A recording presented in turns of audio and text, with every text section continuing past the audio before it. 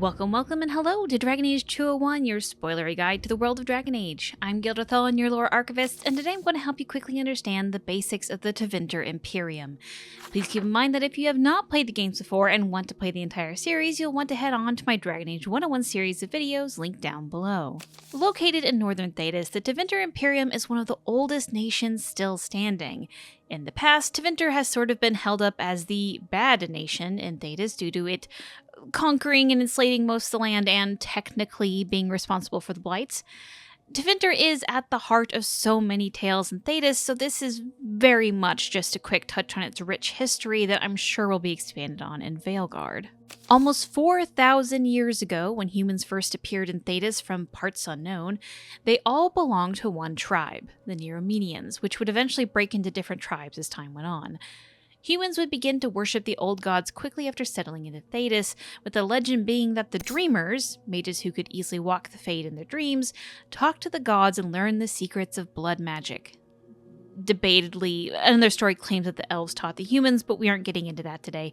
But Thalcian, king and high priest of Dumat, is said to be the first blood mage. Using his divine power, he established temples to the old gods and created Tevinter as we know it. He started the mage ruling class, circles of magi to help teach the mages, and created a council of the most talented mages to advise him, the Magisterium. During these next 1,000 years or so, Tevinter would ally with the Dwarves of Kal Shirok and war with the elves of Arlathan, eventually sacking the city and enslaving a large percentage of their population. Bolstered by their new slave class, the Imperium ends up conquering most of Thedas and enslaving large parts of the local populations of those areas.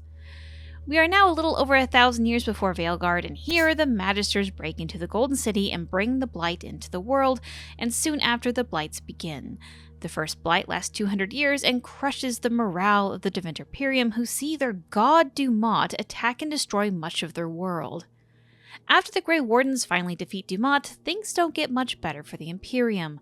A rebel named Andraste gathered an army and swept Thedas to free the land from Tevinter rule.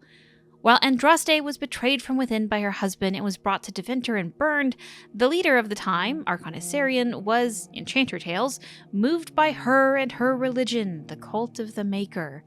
Years after her death, the Archon forced Tevinter to adopt the Maker and forbid the worship of the old gods, even overthrowing Magisters who refused to adopt the new religion. Over the next couple hundred years, the former religion of the Maker, called the Imperial Chantry, would deviate quite a lot from its southern rival, the Orlesian Chantry, even warring with each other for a time. The Imperial Chantry is mostly run by men, and its biggest difference being that the belief that mages can and should hold power to protect and serve the non-mages in their community. Jumping to the modern era, the Orlesian Chantry would create the Circle of Magi to collect and lock up their mages, which is vastly different from the Tevinter circles, which act more like colleges and schools. Templars too hold a vastly different role in the south compared to Tevinter. In Tevinter, they are a special force tasked with making sure magic is used correctly. They do not regularly take lyrium and don't hold nearly as much power as they do in other nations. Jumping back to history, the next few hundred years is mostly a story about the Blights, Tevinter trying to gain control of lands they lost and end up losing more land, but the next major highlight is in the Steel Age, about 300 years before Veilguard.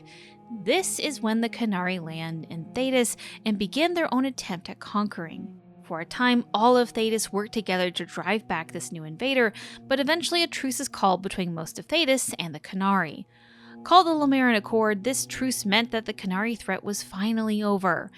However, Tevinter refused to sign, and the two nations would be at a slow, simmering war, mostly battling on the island of Saharon for the next 300 years. We jump to today, and the Qunari have decided to take up their war in full now, sacking a number of cities in mainland Tevinter and other nations across northern Thedas. So let's talk about the political landscape in Tevinter. Tevinter is ruled by mages, is the easy way to put how politics work in Tevinter, although it's a bit more complicated than that. The Archon is the ruler of Tevinter, their power given by the Maker or the old gods, depending on when in history you are. That title is inheritable, either by blood or by apprenticeship. But while they have a large say in governing Tevinter, it's the Imperial Senate that does a lot of the heavy lifting. The Senate is composed of two houses. The Publicanium comprises of lower houses and doesn't actually hold any true political power. Instead, they are considered a bureaucratic body, its officials elected by the population. The Magisterium is responsible for actually making laws and is made up by the high-class mages. While technically you do not have to be a mage to sit on the magisterium, it is rare. There are a number of ways to get a seat on the magisterium. Some seats are inheritable by bloodline, others granted by circles or the Chantry or even the Archon himself. People with the seat are referred to the title of Magister. Currently, Tevinter is on the precipice of change. About 10 years before the start of Veilguard, a Tevinter Magister of old and one of the Sidereal who broke into the Golden City, Corypheus, started a group called the Venatori. Their goal was to bring the Imperium back to their former glory, although with him as their new god. While the Inquisitor defeated Corypheus, it seems the movement to restore Tevinter's glory has survived, becoming a fairly large movement within the Imperium. However, not everyone agrees with these beliefs. On the opposite side of this movement are the Shadow Dragons, who want to move Tevinter to a new and brighter future, one that frees its slaves, lets non-mages hold more political power, and places restrictions on deadly magic, like blood magic. The big talking point in Tevinter culture is that there are different social classes with a wide variety of rights and roles attached to each. Altus. This class is believed to be descendant of the elite magisters who were able to speak to the old gods. While Tevinter has not publicly worshipped the old gods for centuries, they are still held in high regard and comprise the highest ranking social classes. Altus mages make up the bulk of the magisterium. Latens. This class is made up of all common-born mages, those who do not come from an elite bloodline of magic. In the past, even these mages were not allowed to hold any political power, but centuries ago, during a civil war, they were allowed to have limited seats on the magisterium. Soperati. Meaning sleepers in Tevin, this class is comprised of all common, non-mage citizens of the Imperium. Members are allowed to own property and serve in the military, but unable to have a say in national politics. Liberati. This social class is that of the freed slaves. While they are able to own land, they cannot join the military or have a say in politics. Many in this class join apprenticeships and learn trades to get by, or even join a circle of magi if a mage. Slaves. Slavery is legal in the Imperium, and while the majority of the slave population is elven, due to the Imperium sacking Arlathan centuries ago, human Qunari and dwarves are also part of those enslaved. And yes, mages can be slaves. Now, as of right now, I consider a lot of Tevinter lore to be in limbo, and by that I mean we're about to get an explosion of lore that might prove some of the southern writings to be incorrect or heavily biased.